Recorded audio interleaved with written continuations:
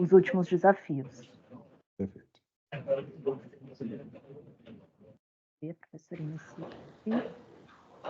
Bom, boa tarde a todos novamente, né?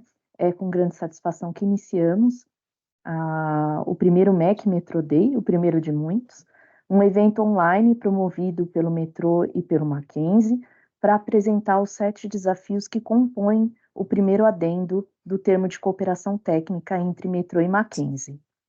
Aqui nós temos os líderes dos desafios, os especialistas aqui do Metrô, professores, alunos e convidados. Eu gostaria de convidar a professora Veridiana, do Mackenzie, para fazer a abertura.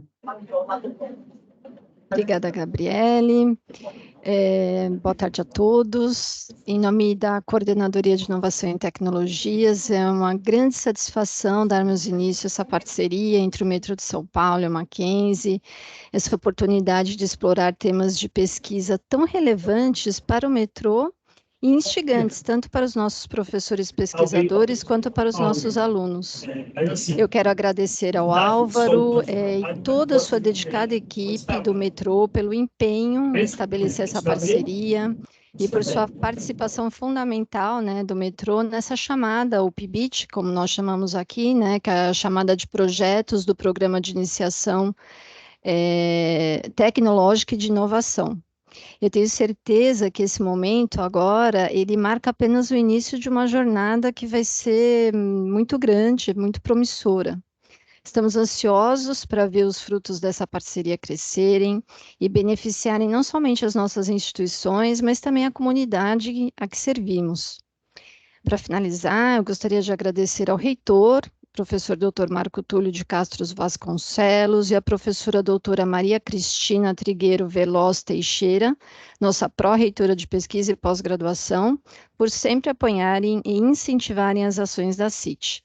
Agradeço a todos pelo comprometimento e entusiasmo nesse importante passo em direção à inovação e excelência, que juntos possamos criar novas parcerias e novas oportunidades. Muito obrigada.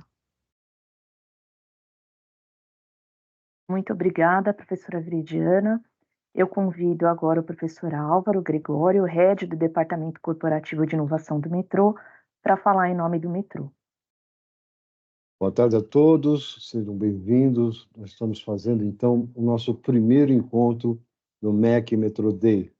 É uma honra, ao mesmo tempo uma satisfação de cumprimento, né, daquilo que a gente vem trabalhando aqui nos últimos 2 anos, né, praticamente, que dentro do nosso departamento de inovação, nós temos uma conduta que são o Metrô Day, onde os especialistas do metrô colocam seus desafios, né? Então, foi o primeiro passo da inovação aberta, de dizer, olha, nós temos desafios aqui que nós precisamos compartilhar com todos e receber propostas de solução para que a gente caminhe. Pelo lado da universidade, eu acredito que exista também essa necessidade, essa ambição de trabalhar com problemas reais, né, que possam impactar a indústria, o comércio, enfim, a área de serviços, por aí.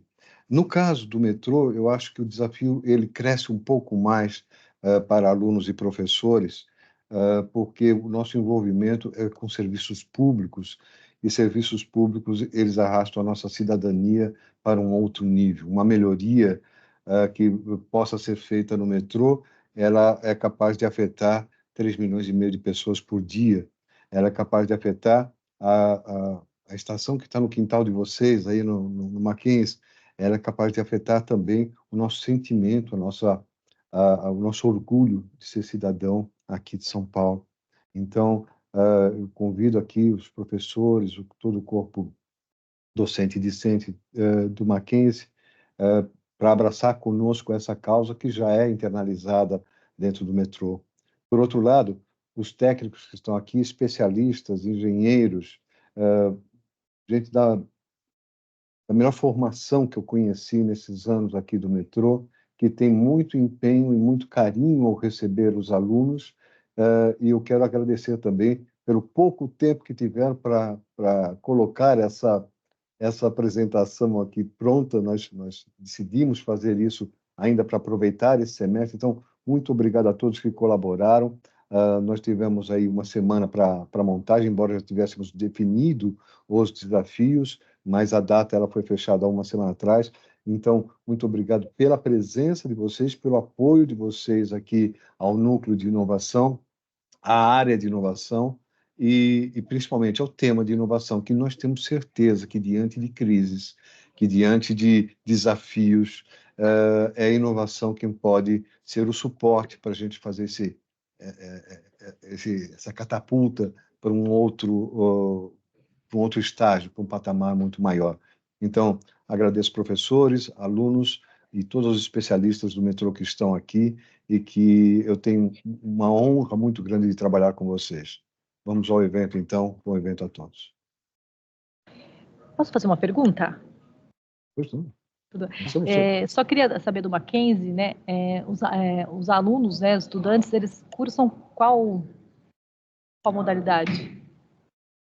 O edital a qual a gente está divulgando agora, ele é um edital institucional, então qualquer faculdade do Mackenzie pode submeter um projeto, desde que o projeto esteja alinhado aos temas do metrô ou não, né? Ele é um institucional, ele vale para qualquer faculdade. E hoje a gente está aqui com alunos de que cursos? Você sabe dizer, não? A gente nós temos representantes de todas as faculdades aqui hoje, que são os RINES, são os representantes de inovação e empreendedorismo, de todas as faculdades, direito, arquitetura, engenharias, mais diversas estão aqui. A nossa unidade também de Campinas tem o seu representante está aqui hoje. Então, quando vocês falarem, vocês vão estar falando aí para todas as faculdades do Mackenzie. Tá bom, obrigada. Imagina. Muito obrigada, professor Álvaro, doutora Jordana, obrigada pela resposta, Veridiana. Bom, então a gente vai iniciar a atividade, né? Essa primeira etapa ela aborda os desafios presentes no adendo, né, ao termo de cooperação Mackenzie Metrô. O evento ocorre das 5 às 6h30, em que cada um dos grupos, né, cada especialista do metrô terá 5 minutos para apresentar, e aí os professores e alunos do Mackenzie terão 5 minutos para comentários e perguntas que podem ser feitos via microfone ou via chat. Fiquem à vontade. Caso tenha algum colega interessado, né, que não esteja aqui, e vocês acreditem que seja proveitoso, é só encaminhar o link que nós colocamos aqui no chat. Eu vou chamar um grupo de cada vez, identificado aqui pelos líderes dos desafios do metrô, e o primeiro desafio é o estudo do sistema de ventilação das estações e túneis. O líder do desafio é o Fábio Mori, mas quem vai representar hoje ele aqui é o Felipe Kopsch. Bom, boa tarde a todos. Infelizmente aí o Fábio tinha um compromisso, né, concomitante, mas ele deixou uma apresentação que vou produzir em vídeo, ok? Ok, obrigada, Felipe.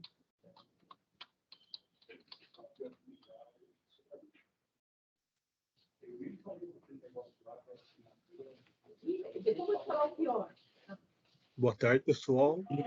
Sou o engenheiro Fábio Mori e trabalho na gerência de projetos, e mais especificamente com sistemas de ventilação principal e detecção de incêndio para expansão de novas linhas.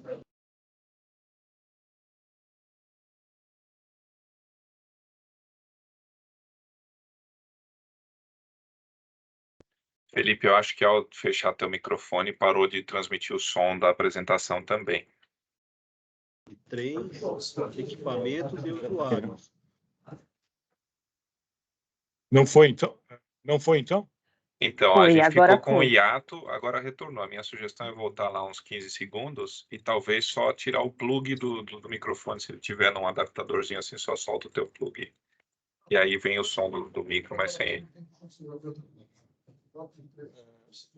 Está pegando aqui.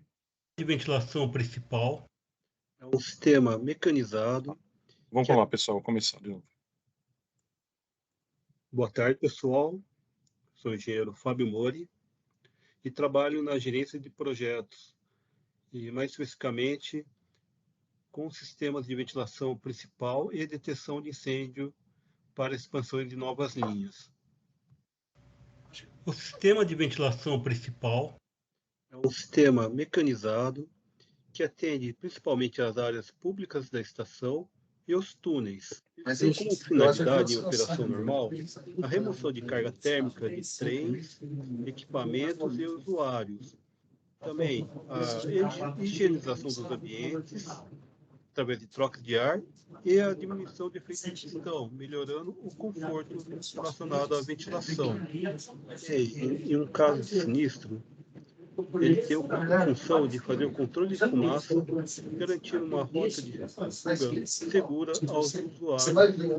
Estamos sugerindo fazer um estudo apenas para a região dos túneis. Uma ventilação principal é um sistema bem complexo e que possui quase uma infinidade de variáveis, sendo que cada uma delas já poderia gerar por si Felipe, só tá inaudível a apresentação. Está com muito barulho, Felipe. Está com muito ruído de sala.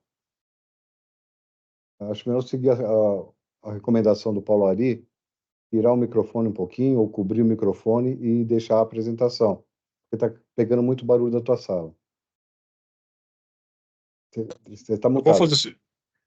Vamos fazer o seguinte, eu vou trocar de ambiente, aí passa para o próximo desafio e eu apresento depois do Fábio, tudo bem?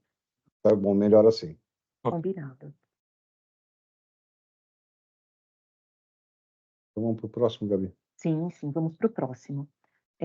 O desafio de número 2 é o acabamento em instalações, integração de sistemas à arquitetura de estações metroviárias. Vou chamar aqui para apresentar esse desafio o Wilson Mitty e o Agnello Gomes. Boa noite, pessoal. Eu estava na iminência de não estar presente aqui hoje no evento, então eu fiz uma gravação, então vou soltar a gravação para vocês, que acho que é melhor do que apresentar novamente, tá bom? Vou compartilhar com vocês.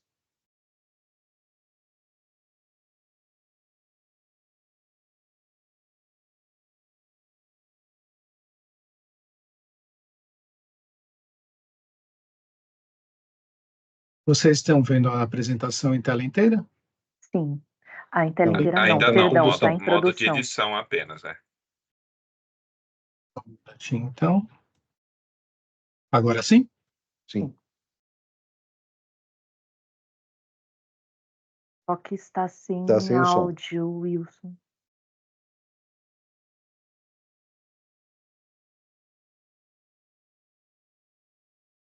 Não está aparecendo áudio? Não. Na hora de compartilhar tem que habilitar o áudio. Isso. Quem pode me ajudar, gente? Normalmente no cantinho esquerdo inferior tem um checkbox para compartilhar o áudio. Uhum.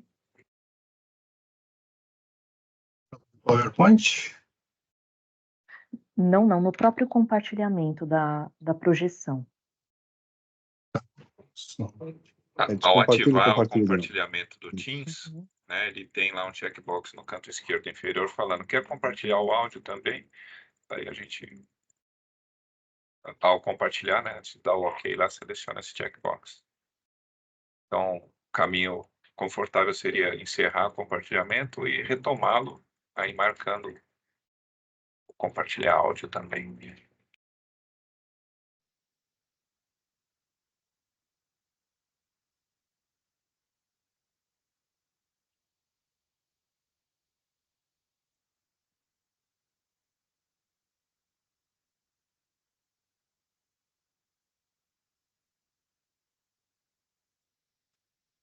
Ou acabamentos versus instalações. Então, para isso, eu faço aqui uma brincadeira com vocês, obviamente, né? Mas vocês vão entender ao longo da apresentação. Porque isso pode parecer, num primeiro momento, uma coisa não tão grande, né? Não tão complicada, mas eu encaro isso como um combate, né? E não só eu, como uma equipe que está junto comigo, a gente tem um combate aí intenso nas relações dos elementos e acabamentos e instalações em geral. O contexto que nós estamos aqui, né, é para tratar da integração, que eu nomeei aí um combate, né? Estou traduzindo como um combate, que é a integração de sistemas à arquitetura de estações metroviárias, né? Eu vou trazer aqui algumas imagens e eu vou ficar quieto. Nós vamos fazer aqui uma experiência, né? Juntos aqui, né? Eu vou ficar quietinho aqui. Eu vou mostrar essas imagens para vocês e gostaria que vocês realmente prestassem bem atenção no que vocês vão ver. Vou tentar aqui identificar, né, ou ajudar, né, o olhar de vocês para aquilo que a gente gostaria aqui de trazer como conteúdo para uma reflexão e para o desafio propriamente dito, ok? Vamos lá? Então, primeira imagem.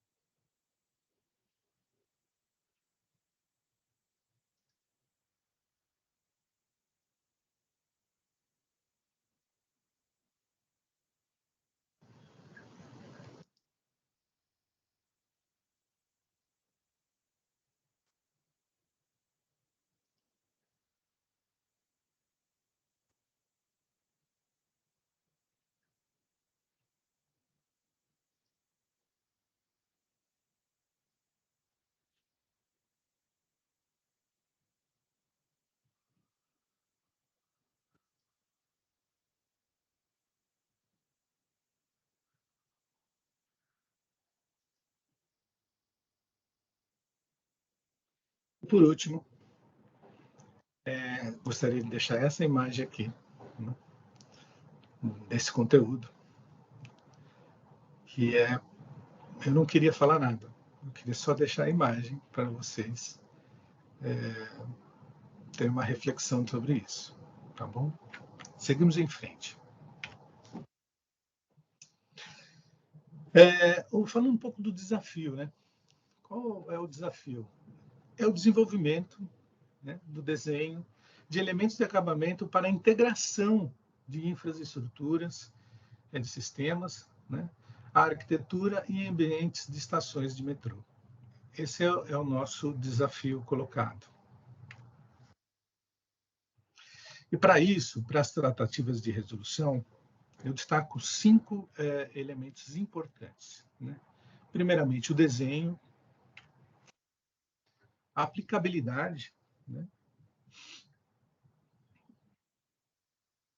O baixo custo, né? Essencial, e a manutenção desses materiais ou dessas soluções que o desafio pode abarcar.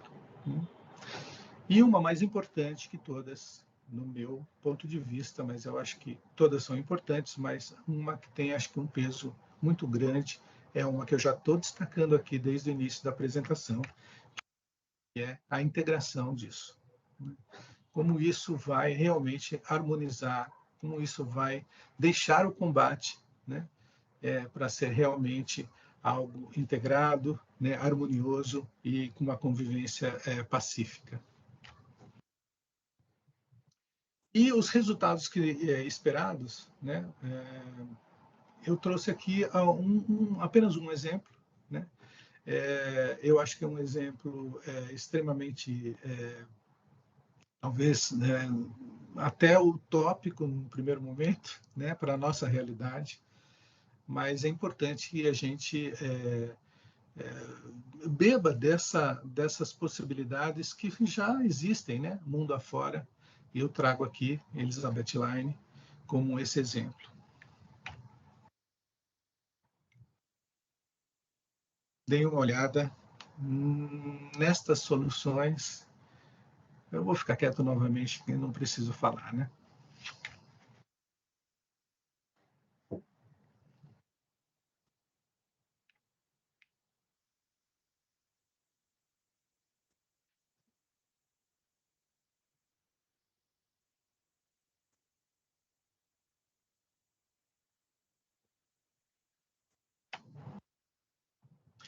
E finalizo aqui, muito rapidamente, né? Mas acho que dentro do esperado para esse momento, para trazer aqui esse conteúdo para o desafio, e fico à disposição para a gente, enfim, conversar, tirar dúvidas, e é isso, tá bom? Muito obrigado e até a próxima.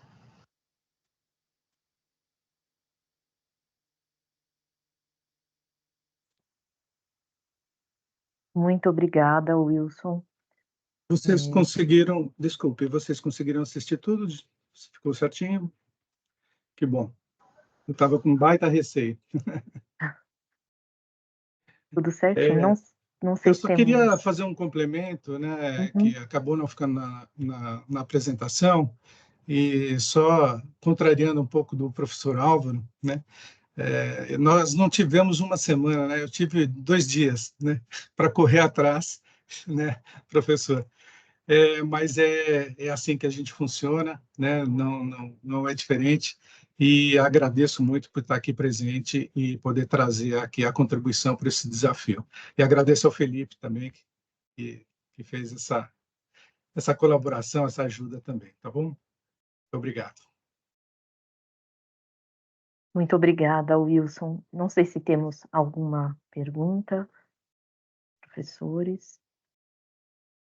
Eu sou... boa noite a todos, eu sou professor da Faculdade de Arquitetura. Bom, eu só queria comentar que o caso apresentado da Elizabeth Line em Londres, né, que são os painéis de GR6, são um caso de estudo famoso, né, dos painéis de fibra de concreto com fibra de vidro, só que é uma proposta relativamente cara, né, e não me parece se adequar muito bem a demanda do desafio, né? Porque cobrir todas as estações com uma solução parecida me parece meio inviável. Nós aqui estávamos imaginando uma solução mais simples, de redesenho de tubulação, ou redesenho das peças. Existe alguma orientação em torno do que deve ser feito, assim, por parte do metrô? O caso da Elizabeth Line, assim, é o que se espera, ou fica a nosso critério, assim? Eu sabia que isso ia causar uma polêmica, né? Obviamente, né, professor Luiz, que isso é mais uma provocação do que qualquer outra coisa, né? O efeito era exatamente isso, é trazer algo bem longe, muito longe, né, até de uma realidade, e dentro da apresentação, dentro que eu trouxe, o custo é uma coisa muito importante, né? Um item extremamente importante. Obviamente que a gente não está pensando nisso, né? E a gente pode sim, obviamente, acho que esse não é o fórum, né, para hoje, pelo tempo corrido, né? Mas a gente pode debater, né? Não estou sozinho com isso, tenho uma equipe de 5 arquitetos, né, que estudam muito isso, né, conhecem profundamente os elementos de acabamentos que nós aplicamos já nos projetos que nós estamos elaborando. Aqui é mais uma provocação mesmo, a gente não espera isso, né, como estava no título lá, né, o esperado é isso, mas O esperado, na verdade, é a criatividade para que a gente possa sair do caos, né? Daquele caos que foi mostrado na apresentação. Tenho certeza que a gente pode encontrar juntos aí um caminho alternativo e muito viável para a nossa realidade, com certeza. Muito obrigado. Eu que agradeço. Obrigada, Wilson. Obrigada, professor Luiz. Bom, se não houver mais nenhuma dúvida, acho que a gente pode seguir para o desafio seguinte. Também, se houverem outras dúvidas, vocês podem deixar aqui no chat que nós lemos ao final, tá? Como próximo desafio, o desafio 3, nós temos rotas de fuga em estações subterrâneas, simulação do fluxo de passageiros, com o líder Gerson Luiz Martins, João Taqueda e Rodrigo Guedes. O Gerson está por aí? Estou aqui sim. Boa noite a todos. Boa noite. Eu vou aqui compartilhar aqui a apresentação. Espera aí.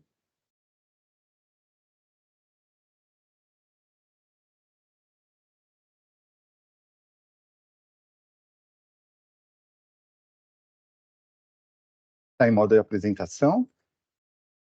Ótimo. Bom, meu nome é Gerson, né? Eu sou engenheiro da área de sistemas. Comigo estão o João Carlos, né? E também o Rodrigo Guedes, que são arquitetos. E eu queria mostrar aqui, né, o desafio, que é o estudo comparativo da simulação dinâmica, né? Em relação aos cálculos estáticos da instrução técnica, né, do Corpo de Bombeiro, a N45 de 2019. O metrô, né, quando ele faz um projeto de uma estação, né, ele projeta também as rotas de fuga e saída de emergência dessa estação. E nós utilizamos os cálculos, né, que são homologados pelo Corpo de Bombeiro, da IT45, mas agora, recentemente, nós também estamos utilizando a microsimulação para verificar se está adequado, né, o tempo de fuga, né, em relação ao que é calculado dinamicamente. Como exemplo, essa aqui é um exemplo da reforma da Estação São Joaquim, onde nós fizemos todo o projeto de concepção da estação, e depois a gente rodou o software de microsimulação para verificar quais os problemas que tinham na estação. E foram detectados vários problemas. Então, rodaram 6 microsimulações, onde nós pegamos problema na plataforma de Jabaquara, acúmulo de passageiros em alguma região, e isso daí trouxe uma mudança no nosso projeto básico, que tivemos que refazer, né, que até aqui eu posso mostrar que a solução foi mudar as escadas fixas, colocar essa escada rolante e mudar até o elevador, né, para a pessoa portadora de deficiência. Aqui eu vou mostrar como que era antes, né, de rodar a simulação, como era o projeto, e aí vai aparecer os problemas, né, nessa microsimulação, e depois eu vou mostrar como é que ficou a solução. Então, aqui eu só estou mostrando, no caso de um projeto de uma estação, utilizando a microsimulação. A ideia nossa, que nem eu coloquei, é nós avaliarmos a rota de fuga e o cálculo da IT45 do Corpo de Bombeiro. Aqui nós estamos vendo o pessoal fazendo a integração com a linha 6, em São Joaquim. E aí, daqui a pouco, ele vai mostrar a linha 1, e é onde está tendo os problemas das pessoas, né, que estão trombando nessa simulação, né, que depois tivemos que corrigir. Ele está indo agora para a linha 1.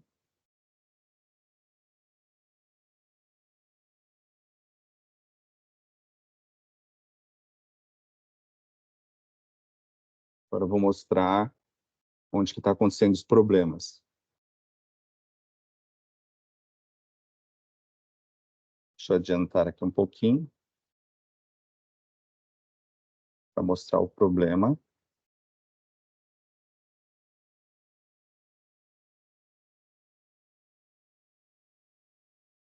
O problema é justamente aqui, esse acúmulo de pessoas aqui.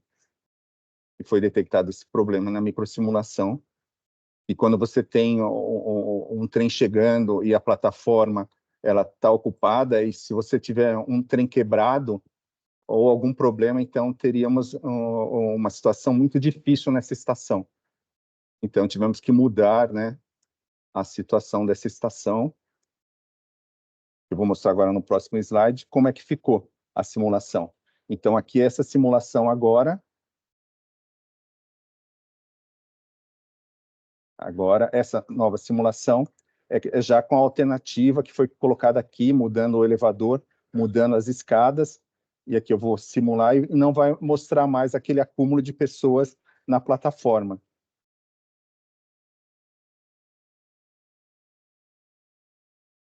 Aqui não temos mais os acúmulos de pessoas na plataforma, né? Sentido de Abaquara, mesmo com o trem chegando.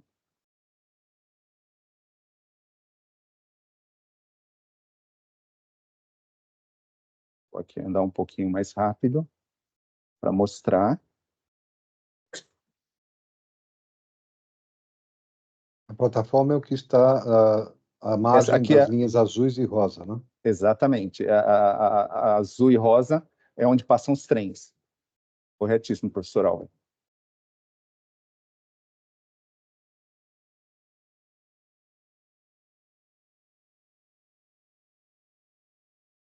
Então, qual o resultado esperado, né? Analisar o resultado do tempo de evacuação de uma estação subterrânea, né?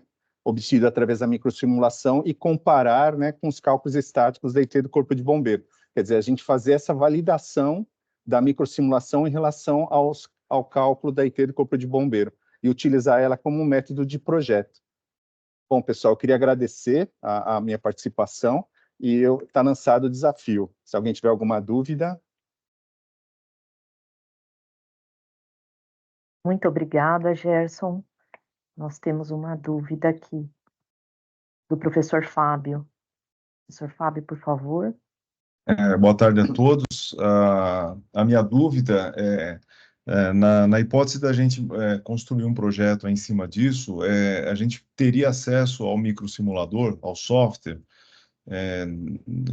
A gente poderia fazer simulação em algumas outras estações. O que está se pensando em termos disso, né? O metrô, nós temos o software Legion, o metrô tem o software Legion, que a gente pode utilizar para fazer microsimulação, podemos sim utilizar, mas nós já temos também algumas simulações de evacuação de algumas estações de integração da linha 19, então a gente poderia usar essas microsimulações da linha 19 e usar os cálculos da IT do Corpo de Bombeiro e tentar validar nessas microsimulações da linha 19. Mas caso seja necessário fazer alguma microsimulação, nós temos o software sim, o metrô tem.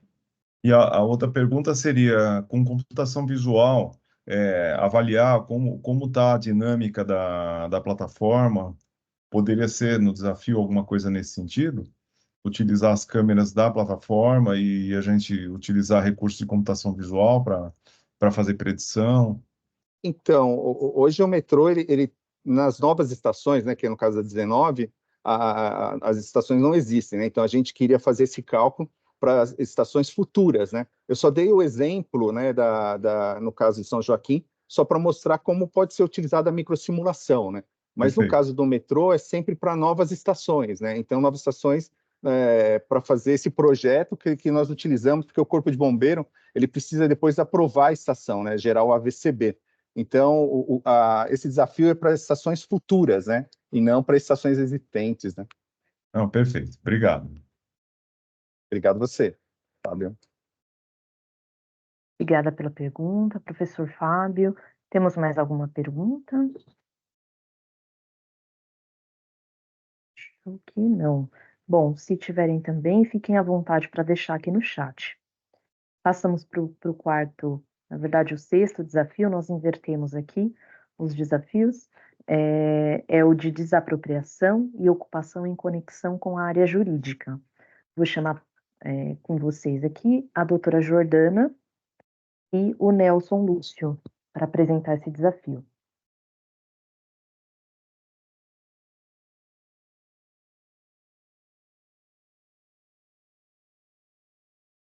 Abre o microfone, Nelson. Por favor. Boa tarde a todos. Agradeço aí a oportunidade. Eu estou junto aí com a doutora Jordana para apresentar esse desafio que envolve duas áreas que aparentemente não têm conexão, que é a área jurídica com a área técnica da engenharia de avaliações.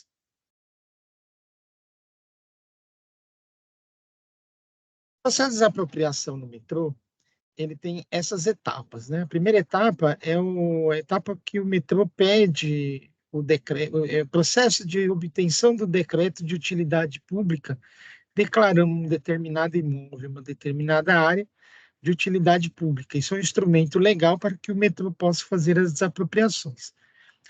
Depois do decreto publicado, há um trabalho técnico de cadastro individual dos imóveis, um cadastro topográfico, e associado a esse trabalho, uma avaliação individual do imóvel, feito por pesquisa no mercado, e depois uma visita aos imóveis para verificar, por exemplo, depreciação ou outros fatores aí que influenciam na avaliação do valor do imóvel. E com tudo isso, e com outras documentações, montamos os processos administrativos e a minha área encaminha a área da doutora Jordana, que aí é onde será feito realmente a desapropriação propriamente dita, ou via extrajudicial, né? Ou se não houver acordo, o expropriado não aceitar a proposta do metrô, e então aí é ajuizado, né? Aí é feito um processo nas varas. E durante esse processo, aí nós vamos tendo o que a gente chama de emissão na posse, que aí é a posse do terreno, da área, onde aí o metrô já pode ocupá-lo e construir as suas instalações, seja estações, subestações de energia, entre pátio de manutenção, entre outros. A avaliação individual de imóveis, então, como eu falei, ela entra nesse processo administrativo. E ela é importante porque ela vai dar o valor inicial de oferta ao expropriado. É um trabalho feito por uma empresa especializada em engenharia de avaliações, e isso é realizado por contratada nossa, né? Empresa que o metrô contrata. Já na fase judicial de desapropriação, existem a chamada avaliação prévia. Aí ela é feita por um perito judicial especializado em engenharia de avaliações, né? E a avaliação nada mais é que determinar tecnicamente o valor de um imóvel ou de um direito sobre imóvel, né? Então, seria a quantia mais provável pelo qual se negociaria voluntariamente e conscientemente, dentro das condições do mercado. Ou seja, é uma avaliação que dá o valor de mercado do imóvel.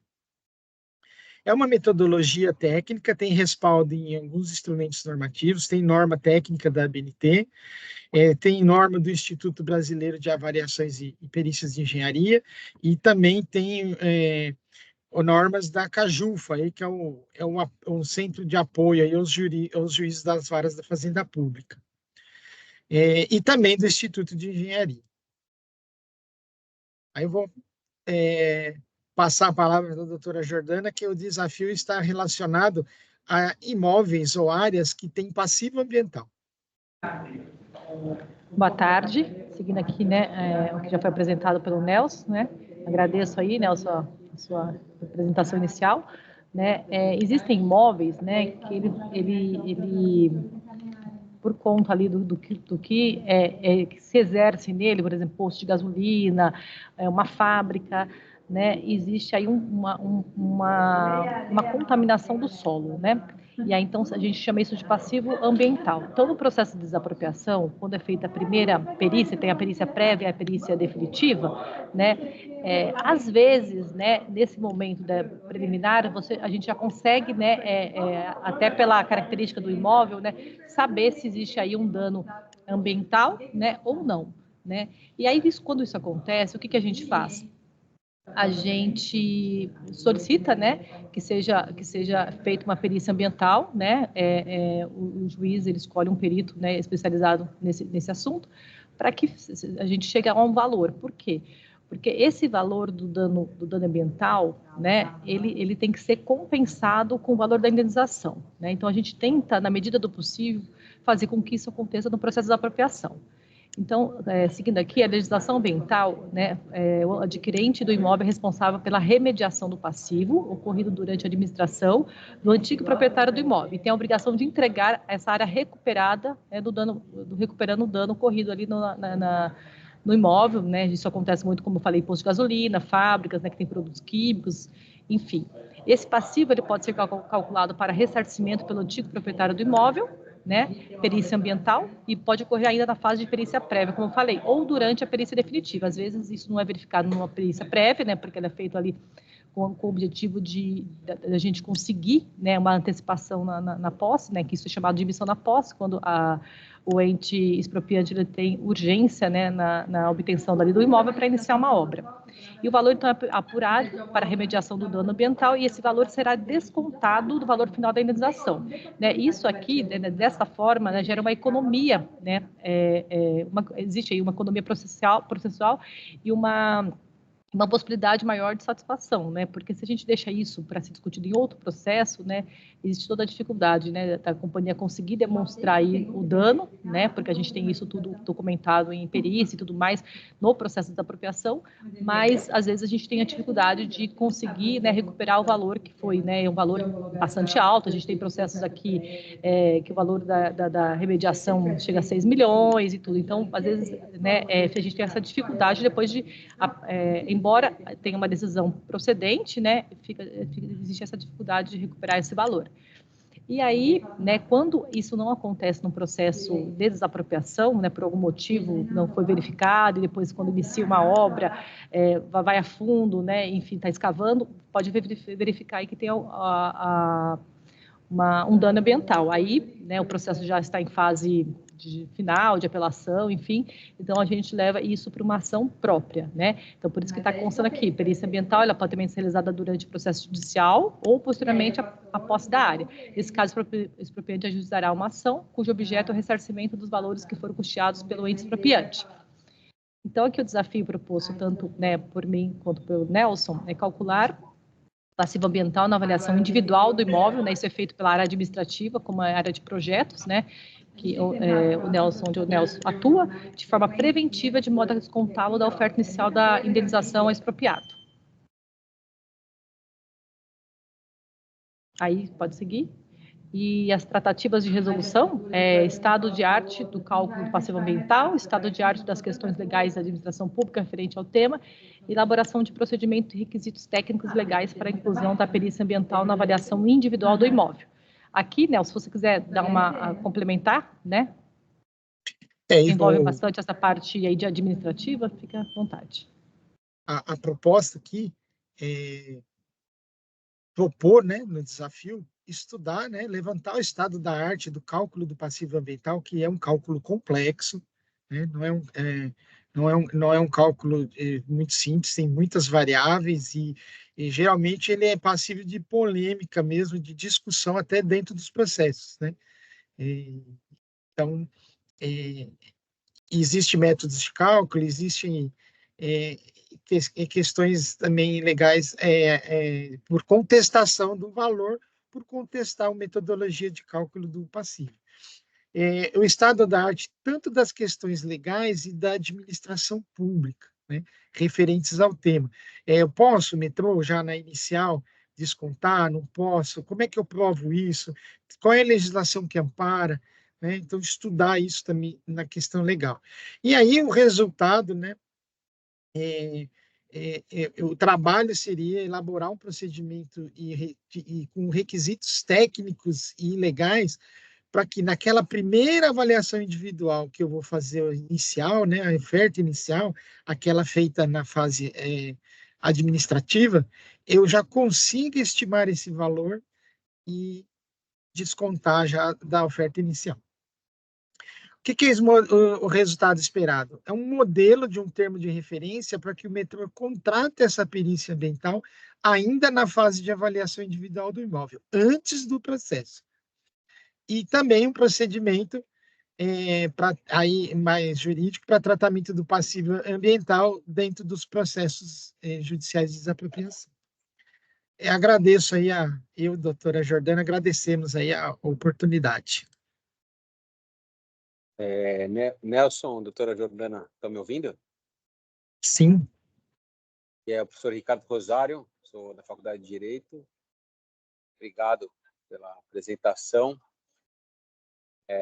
Primeiro, queria saber, né, eu sei que está sendo gravada, mas se depois vocês conseguem compartilhar apresentações que podem ajudar a gente a escrever os projetos de pesquisa, né? Isso ajuda.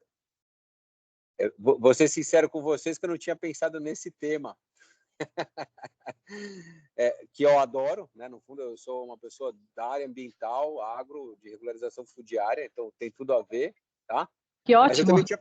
Exato, doutor. Isso é bom. Mas eu tinha pensado em um outro, só para ver se também tem interesse ou não, né? Que no fundo, quando tem a desapropriação, às vezes depois que acaba a obra, né?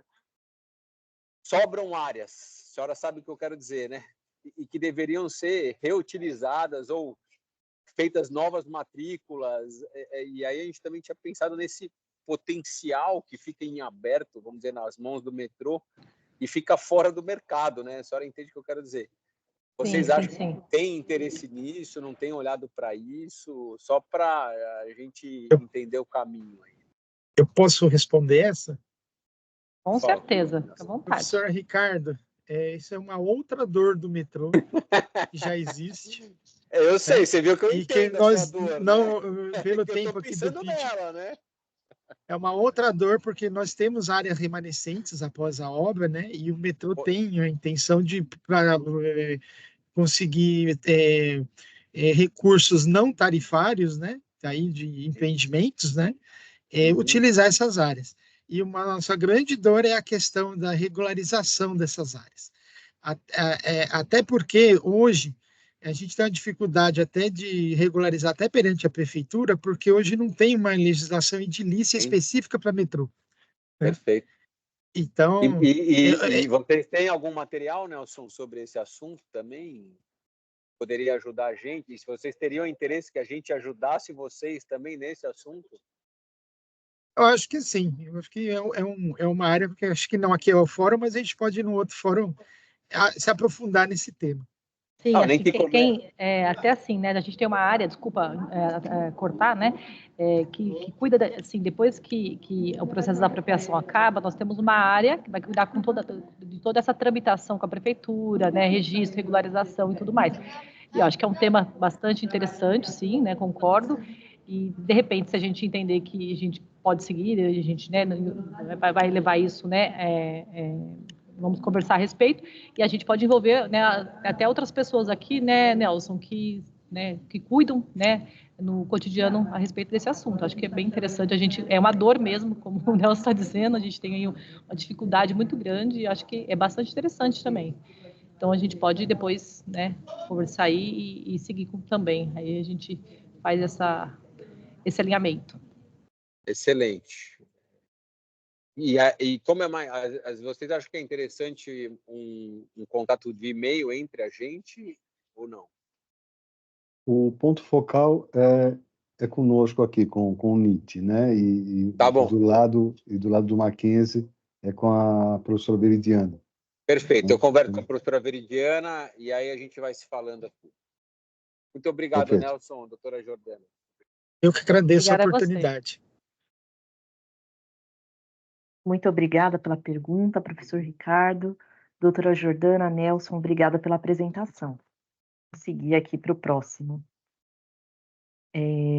Como próximo desafio, nós temos a experiência do usuário, com o líder Paulo Ari. Ari, está com você. Vou começar a compartilhar. Vocês não terão tanta sorte quanto um vídeo, eu vou ter que fazer ao vivo com todas as variáveis que podem comprometer o resultado, mas vamos lá. Imagino que já tenham minha tela. Sim. Né? Bom, meu nome é Ari, eu estou aqui, esse é o meu 33º ano do metrô, né? Que não me crucifiquem, mas enfim, desses quase 3 décadas à frente do centro de controle, né? Então isso me permitiu desenvolver uma visão sistêmica muito grande e desde 2019 eu estou no departamento de relacionamento com o passageiro. Então, na hora de preparar essa provocação aqui para o Mac Metro Day, eu resolvi, ao invés de deixar bem estreito, deixar um pouco mais amplo, porque a gente já faz muita coisa com relação à experiência do passageiro, né? O metrô de São Paulo, desde 74, quando começou lá as suas primeiras pesquisas para entender o que acontecia na cidade, e dessa forma melhor desenhar o fluxo, né, da movimentação e atender quem precisava de onde era mais movimentado para onde ia, acompanha muito de perto o que está acontecendo, né, com o passageiro. Essa é, de certa forma, uma matéria que está mais ligada a uma parte mais de humanas, né? Quando a gente fala de pesquisa de mercado, apesar de estar bastante calcado em estatística e em um tratamento de dados, tem um componente soft muito grande. Mas eu resolvi colocar de uma maneira que não ficasse totalmente restrito a humanos, porque a vantagem desta equipe multidisciplinar que aqui se encontra é que muitas vezes naquele setor onde tem um pessoal com um core mais de exatas e com um pensamento mais cartesiano, brotam umas ideias muito boas, né? E eu sou um exemplo disso, né? O fato de ter vindo de uma parte de exatas e estar transitando na parte de humanas complementou muito a minha relação, né? Enfim, então, falando da experiência do passageiro, como é que a gente consegue melhorar o que a gente já oferece? Porque nós já oferecemos muitas coisas. Nós aqui tratamos, né, análise de tendências em indicadores, a gente costuma medir a dimensão da qualidade do serviço prestado, investiga profundamente, né, a gente tem os atributos do serviço durante a jornada do passageiro aqui no nosso sistema e, obviamente, esses mais tradicionais do mercado, tipo NPS e índice de satisfação, né. Nós vamos realmente a fundo, nós investigamos mais de 136 atributos, né, do passageiro para fazer isso, para poder melhor transportar e, de certa forma, fazer o fluxo de mobilidade na cidade fluir como deve. Nós, de tempos em tempos, fazemos para o município aí e para os municípios lindeiros aí a parte da uma pesquisa de origem e destino, né? Nós fazemos a cada 10 anos, a gente pega lá, investiga 39 mil domicílios e vê de onde para onde as pessoas estão querendo ir, não só para ajudar a balizar as decisões de onde precisa de metrô e que modalidade tem que atender onde, né, mas também para entender melhor. Nós fazemos também a versão interna desta pesquisa para saber de que estação para que estação o nosso passageiro está indo, sem falar nas outras complementares de quem é nosso passageiro, como se comporta, etc., cada um desses trabalhos de pesquisa. Enfim, esses são os dados que tratamos, né? Mas a pesquisa é o que mais a gente pode fazer. E aí eu faço questão de deixar bem aberto, porque se alguém mais ligado à parte tecnológica, computação, agora que a IoT tá borbulhando forte, né? A gente está começando um data science de fazer, mastigar bem o Big Data e trazer resultados, né, melhores. Então, pode ser desde um gadget até uma metodologia nova que a gente faz, mas a ideia é assim, como é que a gente melhora, né, a experiência do passageiro. E aí fica esse convite, né? Obviamente, o ponto de entrada lá é o nosso núcleo de inovação, né? O professor Álvaro e a equipe lá estão totalmente receptivos, e aí fica lançado esse desafio de como é que a gente melhora a experiência do passageiro do metrô, ou mesmo o tratamento de dados que nos leva a planejar a viagem do passageiro. E aí fico aí disponível para perguntas.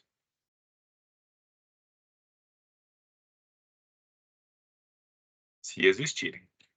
Muito obrigada, Ari. Opa, tem uma mãozinha virtual aí, vamos lá. Isso, professor Fábio tem uma pergunta. Prazer, Ari.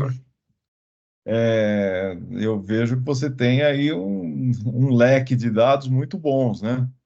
Daria para fazer alguns estudos aí analíticos, né? Enfim, e aí como é que a gente poderia entender melhor esses dados para que a gente possa propor coisas, né? Acho que talvez esse seja um caminho, porque você falou meio por cima, assim, ó, tem essa pesquisa, talvez a origem e destino seja mais conhecida delas, né? Como é que a gente poderia ter acesso a isso para que a gente pudesse formular alguma proposta mais direta? Muito bom que a gente começa com uma pergunta dessa, e é uma pergunta que me permite seguir numa direção, né, professor? Então, é o seguinte, o metrô, isso daí é uma coisa muito bacana, o metrô está na vanguarda do tratamento de dados em algumas questões, né? O nosso CRM, que a gente usa lá ele está lá plugado no nosso 0800, ele está plugado no SMS, nas redes sociais, a gente usa tudo isso para tocar em indicadores de processos dentro da empresa. Então, dado, nós temos uma abundância. Tem tanto dado que a gente precisa até, de certa forma, meio que definir uma direção do que a gente vai seguir para poder, obviamente, não afogar nesse mar de dados gigantescos. A gente fala em data lake, o lago é profundo, precisa realmente...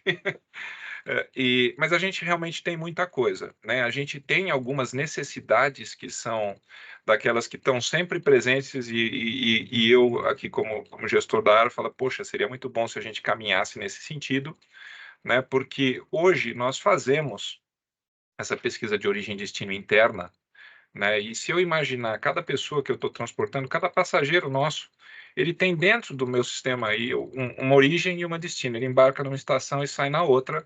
E isso a gente pode plugar em outro modal, né? Porque ele chega às vezes de um modal e ele sai em outro, né?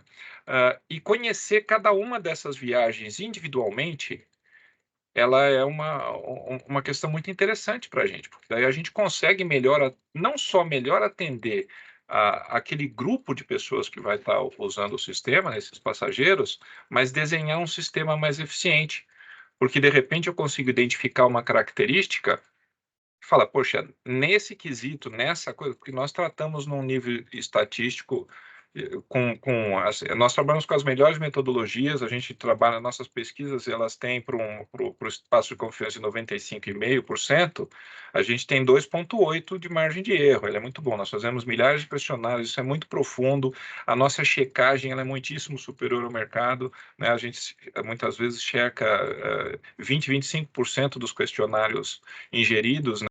Então, assim, o dado é muito profundo, mas essa questão deixa eu silenciar aqui, me desculpe. Essa questão do tratar da origem e destino interna, ela é muito bacana. Por quê? Porque se eu consigo fazer isso em tempo real ou de uma maneira mais dinâmica do que a minha pesquisa que eu faço lá bienalmente ou às vezes anualmente, eu consigo oferecer um serviço mais personalizado no sentido de adaptar melhor a faixa horária.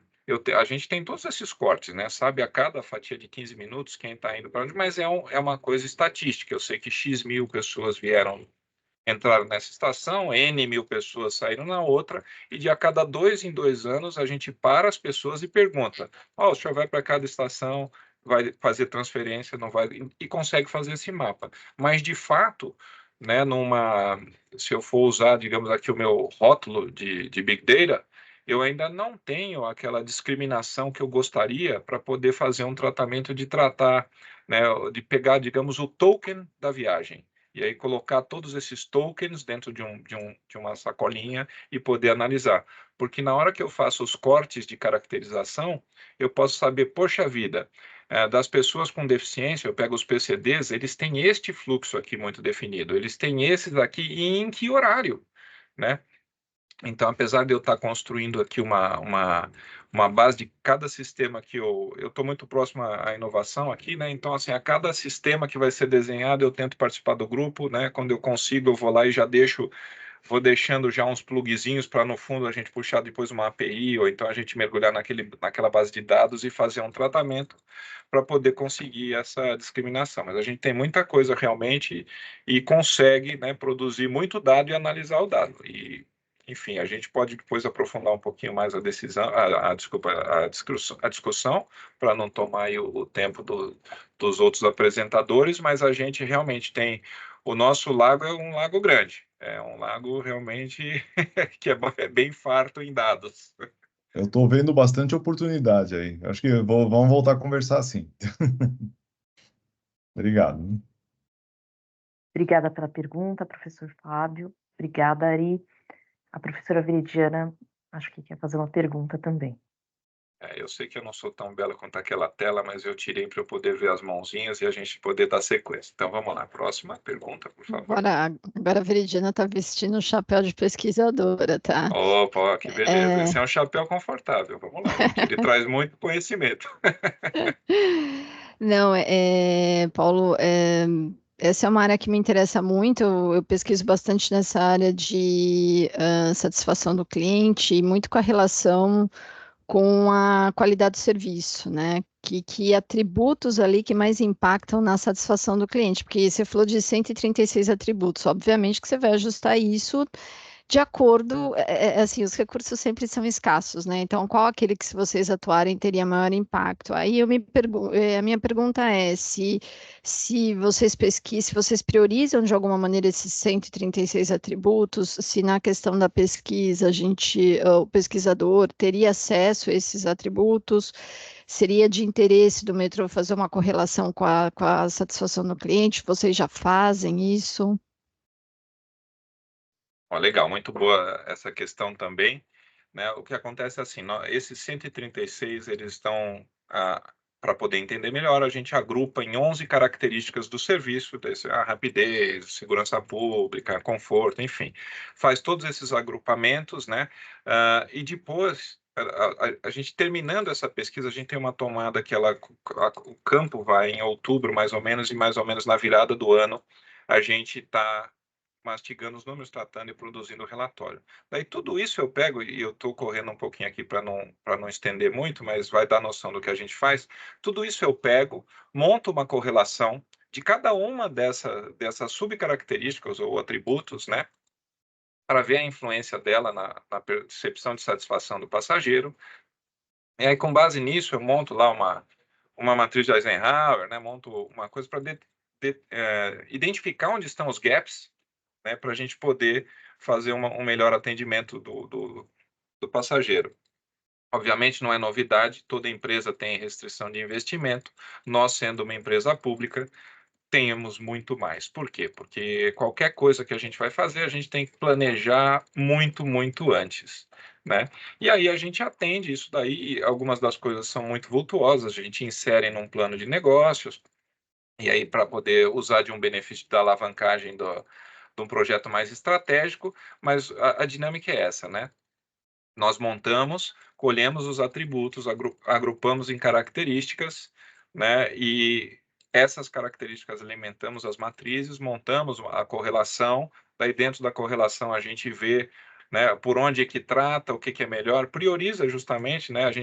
Os quick wins são muito bons, mas a gente também tem que pensar em médio e longo prazo, né? Porque se eu ficar só em quick win, o metrô daqui a 3 anos não evoluiu nada, né? E aí a gente usa isso para balizar as decisões do plano estratégico, sem falar em estudos complementares, porque às vezes um atributo aponta para alguma coisa, né? Essa pesquisa que a gente faz, ela é muito grande, é muito completa, ela tem, obviamente, a etapa quantitativa, mas existe também uma etapa quali, que nós montamos grupos focais e trazemos o passageiro para que ele monte, né? É um material muito, muito rico, né? Às vezes eu faço apresentação disso daí e o pessoal começa a perguntar, porque nos vários níveis, né? O nível de quem vai pesquisar isso, a gente acaba aprofundando e fica horas falando, né? E, obviamente, no nível de gestão, a gente agrupa e põe lá o que precisa ser visto rapidamente. E uma coisa que vocês vão perceber é que, diferente de algumas outras empresas, até algumas que estão em setor semelhante, o nosso número não é o número da beleza, né, para mostrar que estamos indo bem. É para ver onde é que a gente melhora e melhora a experiência do passageiro. Porque o número da beleza, a Folha de São Paulo já faz para a gente, eles fazem todo ano uma pesquisa, a gente ganhou 7º ano seguido de melhor serviço público, mas para a gente isso não é suficiente. Eu quero saber como é que eu melhoro agora para continuar sendo o melhor serviço público no futuro, né? Então, olha, a gente tem muito pano para costurar junto, né? A gente tem interesse, sim. Eu tenho um repositório muito amplo de dados para a gente estar mastigando e entendendo junto. Algumas coisas nós já fazemos. De maneira nenhuma, eu construí esse departamento. Eu já peguei uma coisa muito bacana andando, né? Eu tento não estragar e fazer com que a gente consiga trabalhar mais rápido e mais barato, né? Mas toda a metodologia ela foi feita pela Cecília Guedes e equipe. Assim, a Cecília era uma pesquisadora muito boa, ela dava aula em algumas faculdades, assim, eu não lembro de quais exatamente, mas enfim, ela construiu um negócio muito bacana. Eu tenho que fazer é continuar garantindo verba para isso funcionar e mostrar bons resultados para a gente ampliar nossa penetração. Mas é isso aí. Eu não reparei se tem mais alguma mãozinha, mas se tiver, por gentileza. Não, espero ter respondido, Veridiana, mas ó, tamo junto. A gente consegue fazer sim. Muito um obrigada. montão de dados. Ari, encerramos as perguntas, pelo menos por enquanto. Muito obrigada. Maravilha, Obrigada, brigadão, professora gente. Veridiana. Vamos lá ao próximo desafio. O desafio é polímero reforçado com fibra de vidro. Eu vou chamar o líder aqui dessa iniciativa no metrô, o Fernando Irata. Olá, pessoal. Boa noite, boa tarde, boa noite. Agora começa a mudar, né? Obrigado pelo convite. E eu vou falar aqui, espelhar minha tela só um segundinho.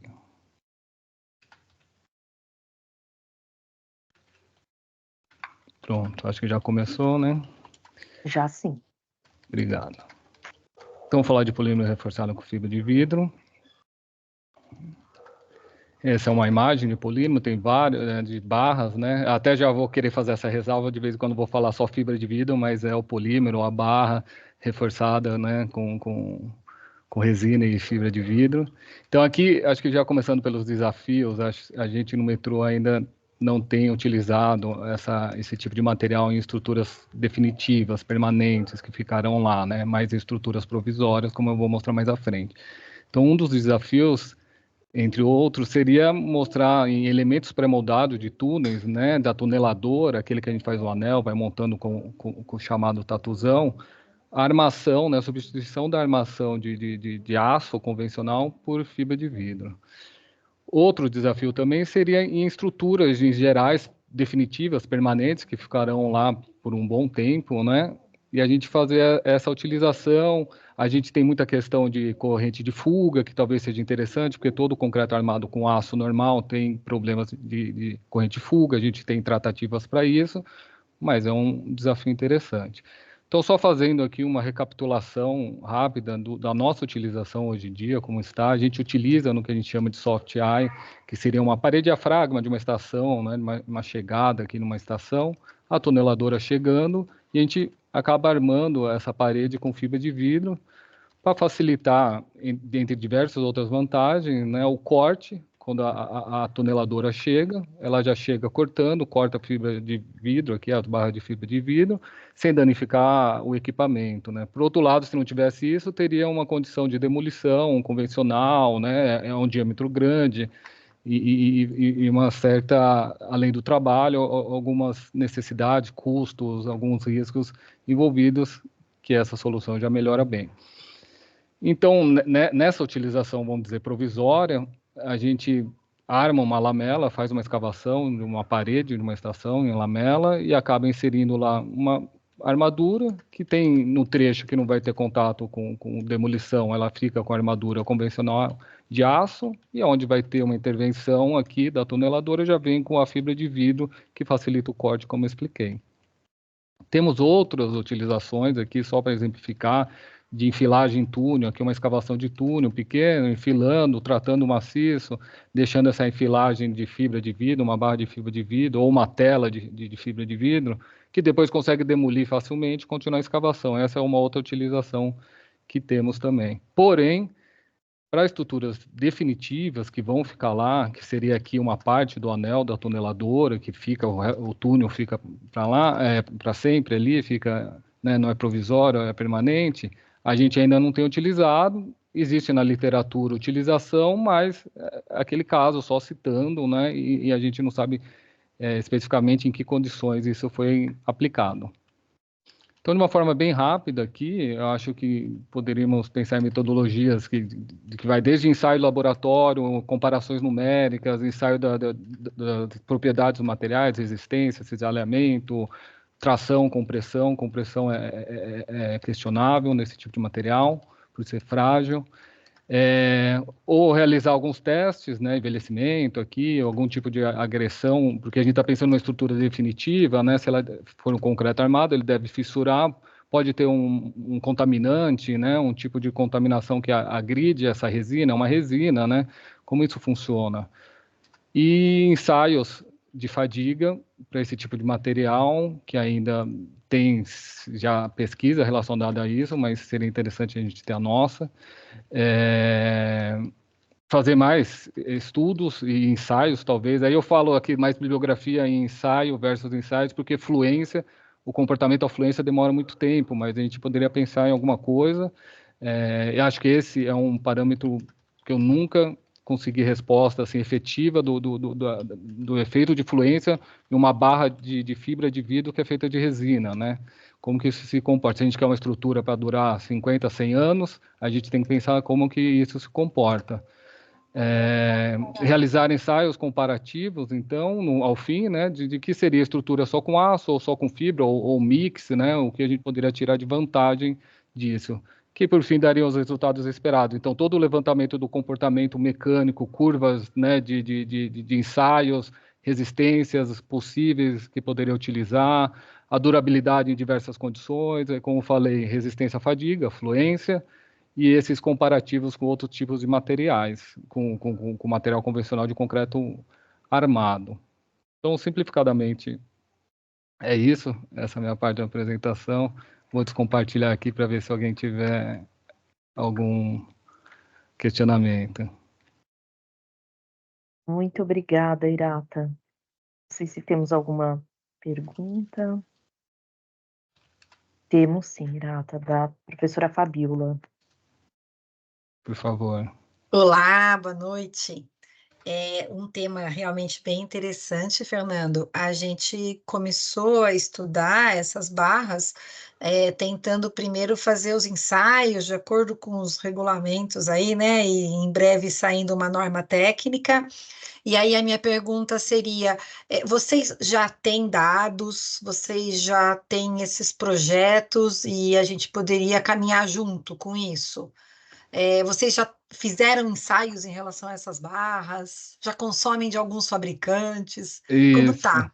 Ótima pergunta. Como você sabe, acho que alguns devem saber, o fornecimento de diversos fabricantes, cada um tem uma especificidade do material, algumas características, algumas propriedades.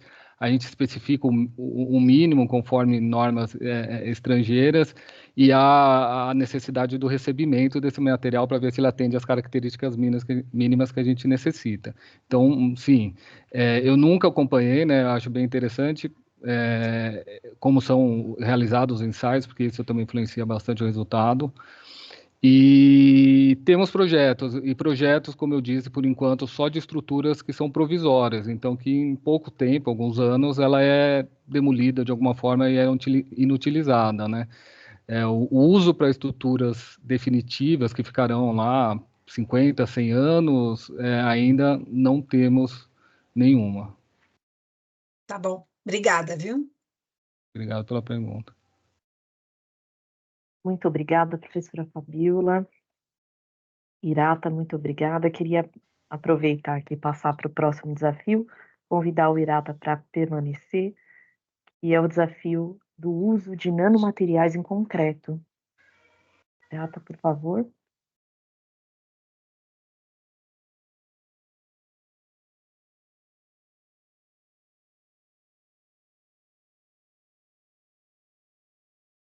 Estou compartilhando aqui, seguindo a apresentação. A próxima. Pronto. Está aparecendo, né? Sim. Então, um outro assunto. Desculpa, eu acho que eu não falei, tanto no outro estudo como esse, sou eu e a engenheira Tatiana também do metrô, o Nelson Nunes também auxilia bastante, principalmente nesse assunto, pelo conhecimento que tem.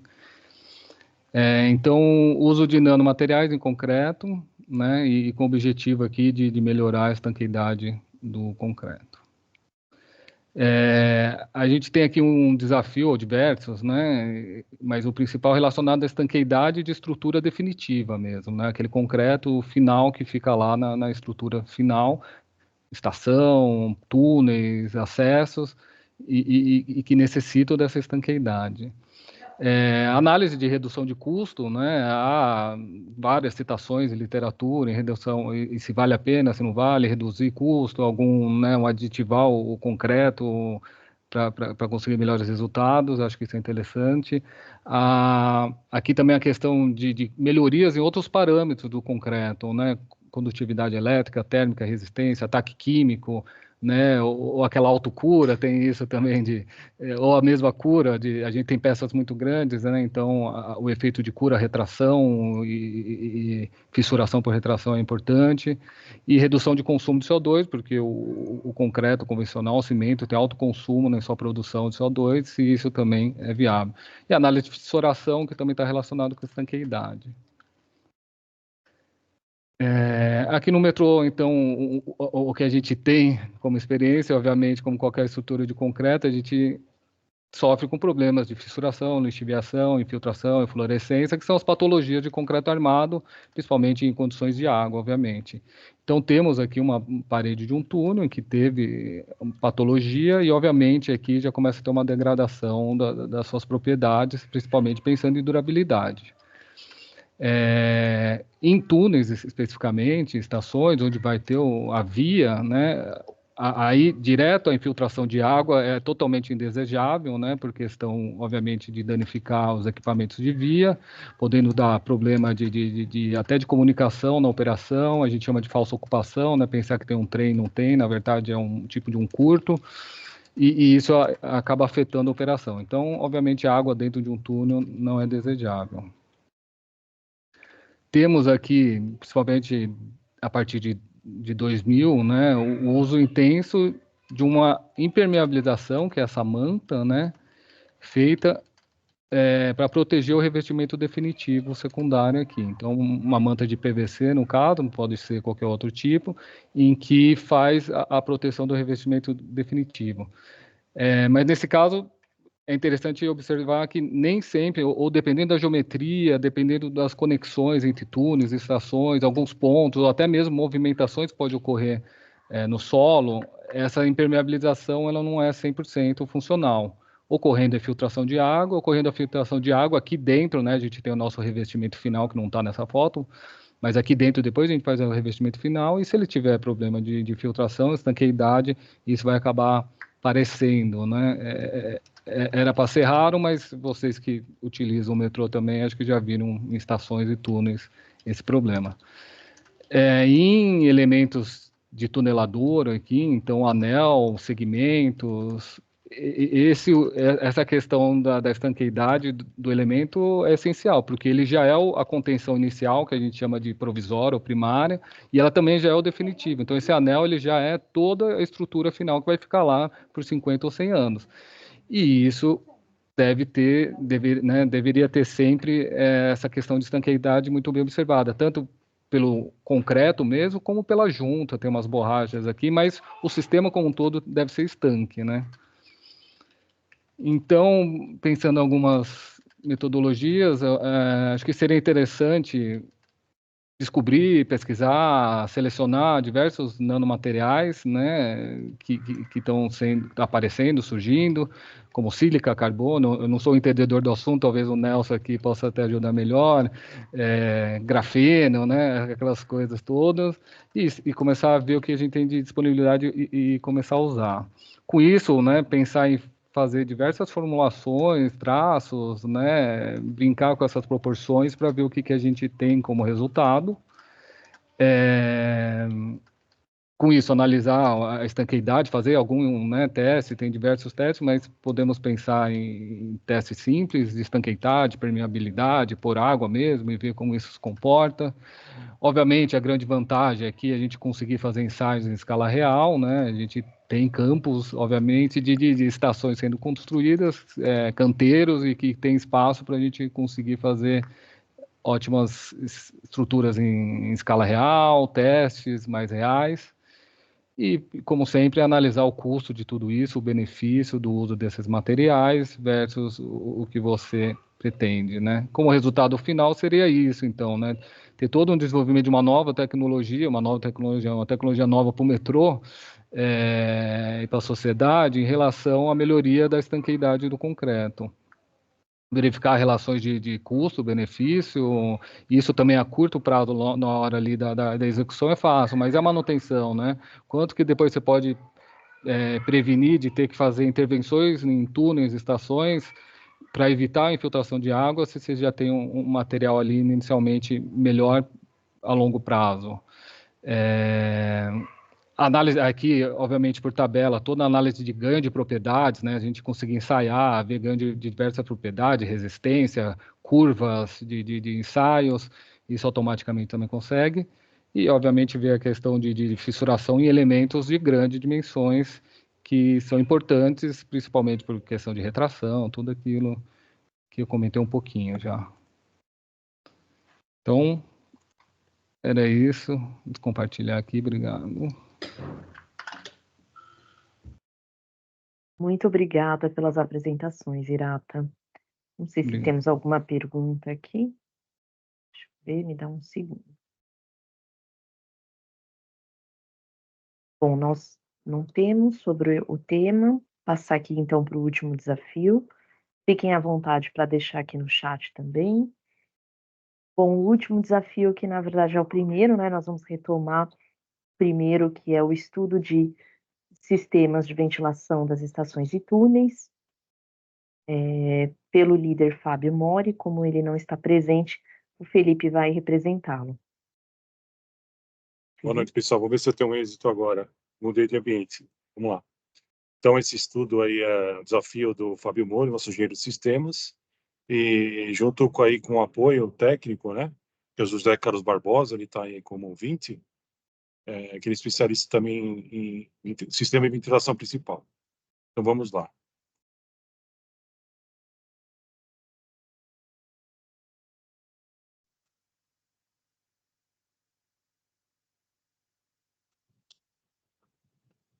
Boa tarde, pessoal. Sou o engenheiro Fábio Mori e trabalho na gerência de projetos, e mais especificamente com sistemas de ventilação principal e detecção de incêndio para expansão de novas linhas.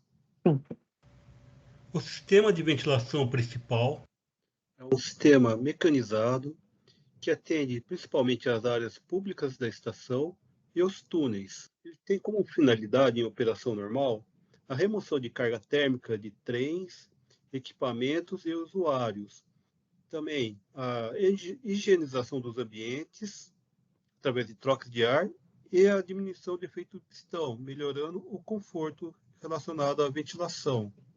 E, em um caso de sinistro, ele tem a função de fazer o controle de fumaça, garantindo uma rota de fuga segura aos usuários.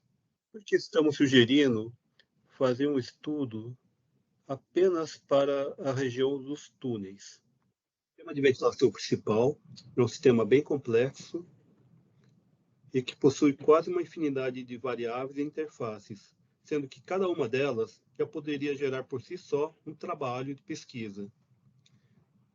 Ressalto a importância dele no empreendimento como um todo, não só na concepção e implantação, devido ao tamanho de seus equipamentos, que afeta toda a construção, escavação e desapropriação, bem como a preocupação dos órgãos ambientais com relação ao nível de ruído gerado por eles, e também pelo consumo energético dos equipamentos. Existem diversas filosofias de ventilação mecanizada aplicada a túneis, tendo cada uma tem suas peculiaridades, vantagens, desvantagens. Como podemos ver, cada uma delas também possui diversas variações, sendo necessário um estudo para ver quais são as restrições e os melhores custo-benefício para poder aplicar. O sistema de ventilação existente nas linhas do metrô de São Paulo é o sistema longitudinal, onde o ar entra pelas estações, seja pelo sistema de insuflação ou pelos acessos e demais aberturas existentes na estação, e são exauridas pelo túnel através dos postos de ventilação localizadas entre estações. Para a concepção do sistema, vocês deverão conhecer o subsistema elétrico e o mecânico, para ter uma ideia do melhor custo-benefício, seja eficiência energética, custo de implantação, de manutenção, deverão ter uma noção do tamanho dos equipamentos, conhecimento das legislações, normas, também fazer estudo das características típicas dos túneis já existentes do metrô. A cada nova expansão, o metrô sempre busca reduzir custos, o melhor custo-benefício, e sempre busca inovações tecnológicas. Por essa razão, se vocês forem tratar de tipologias de túneis já existentes, vocês deverão ser bem criativos.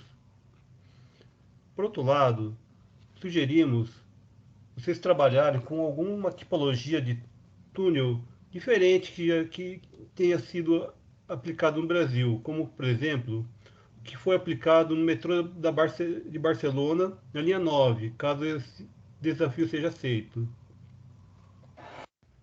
Caso esse desafio seja aceito, quem sabe, além da concepção do sistema inovador que garanta o conforto térmico e a segurança, seja em operação normal ou de incêndio, também consiga comprovar a eficiência dele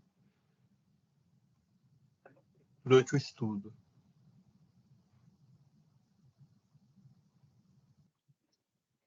Agradeço pela oportunidade e fico à disposição para esclarecer eventuais dúvidas. Segue meu contato. Obrigado. Muito obrigada, Felipe. Se puder agradecer também ao Fábio nosso nome, obrigada. Não sei se temos alguma dúvida aqui. Se não, partiremos aí para o encerramento. Temos sim, da professora Viridiana. Professora? Alguns temas são bem específicos e a gente não tem representantes hoje sobre esses temas, mas assim que a gente finalizar, eu vou fazer um material consolidado com a primeira apresentação da imagem de vocês, da apresentação de cada um, né, o primeiro slide, com o desafio, e vou passar para as unidades, porque você vê que os professores que pesquisam na área, a gente prontamente faz pergunta, mas nem todos... hoje somos bombardeados por uma série de eventos concomitantes, né, e a gente acaba escolhendo, mas assim, são todos interessantíssimos. Eu como sou oriunda da escola de engenharia, já pensei em várias pessoas, ver que a professora Fabiola também vai estar falando isso, o professor Alex está aqui, a professora Renata, a gente já está pensando até para quem mandar isso internamente. Então, fica aqui o meu profundo agradecimento, já não me antecipando, mas só para os que já apresentaram, que não fiquem tristes, que não tiveram perguntas, é só porque os representantes não estão aqui, mas eu tenho certeza que eles vão ficar muito interessados. Legal, muito obrigada, professora. Bom, então, nós agradecemos aqui aos metroviários, aos líderes metroviários, aos professores do Mackenzie, né, aos alunos que aqui estão presentes no evento, e eu convido agora a professora Renata, coordenadora da incubadora do Mackenzie, para fazer o encerramento. Professora? Olá, obrigada a todos, primeiramente representando aqui, falando em nome, né, e agradecimento a todos os professores, coloco o professor Álvaro, para nós é uma oportunidade, como a professora Veridiana colocou, nós que lidamos aqui exatamente na Coordenadoria de Inovação e Tecnologias do Mackenzie, trabalhando bastante aqui na incubadora, com oportunidades de desenvolver projetos que não só tenham a base tecnológica ou a inovação, mas também aqui fomentando dentro do nosso ecossistema essas oportunidades. Eu acho que, como a professora Veridiana acabou de falar, eu grifo embaixo que a gente tem muitas oportunidades e vertentes para que a gente possa desenvolver, não só, né, no viés que é muito mais, acho que próximo da realidade da engenharia, quando a gente liga, né, o metrô, a questão, todas as problemáticas que a gente tem no metrô com a engenharia, mas a gente viu hoje que a gente pode estender isso para todas as nossas outras unidades acadêmicas. Então, em nome do Mackenzie, e dessa parceria, doutor Álvaro e professores aqui presentes, né, profissionais todos do metrô e aos nossos professores da casa. Nós agradecemos e é o começo, né, desse convênio, né, professora Veridiana, que a gente faz aqui esse primeiro encontro e espero que tenhamos muitos outros encontros como esse. Muito obrigada, professora. Professor Álvaro? Muito bem. Muito obrigado, professora Renata, professora Veridiana, em vosso nome, que eu abraço a todos os outros demais professores que estão aqui, que tiveram para nós essa honra de receber os nossos desafios, os questionamentos que foram feitos, aqueles que ainda virão. Cumprimento também todos os técnicos do metrô, especialistas que estiveram aqui, se arrumaram para esse dia para apresentar. Convido a todos que abram suas câmeras, assim a Gabriele faz o print screen com todos, né? Porque hoje, coincidentemente, Veridiana, no nosso próximo domingo é o Dia Internacional da Criatividade e da Inovação. É verdade. Né? A gente estava acostumado só com Tiradentes, mas agora a gente tem mais um motivo para que aqueles que estão aqui poder comemorar. E a gente está fazendo isso às vésperas de uma data tão significativa, com pessoas tão significativas, numa parceria para nós tão importante. Então, é um motivo de festa para nós duplo, né? Estamos iniciando, estamos dando esse primeiro passo nessa cooperação entre a academia e a empresa, entre a ciência e o mercado, e entre os estudos profundos de interesse da mobilidade e a cidadania, né? Então, muito obrigado a todos. Gabi, já tirou o nosso print aí? Já sim. Poxa, então vou sorrir de novo. Gente, uma boa noite para vocês, um bom final de quinta-feira e nos vemos em breve. Até Boa mais. noite, professor. Obrigada. Boa noite a todos. Boa noite. Tchau, tchau. Boa noite a todos. Boa noite. Obrigado.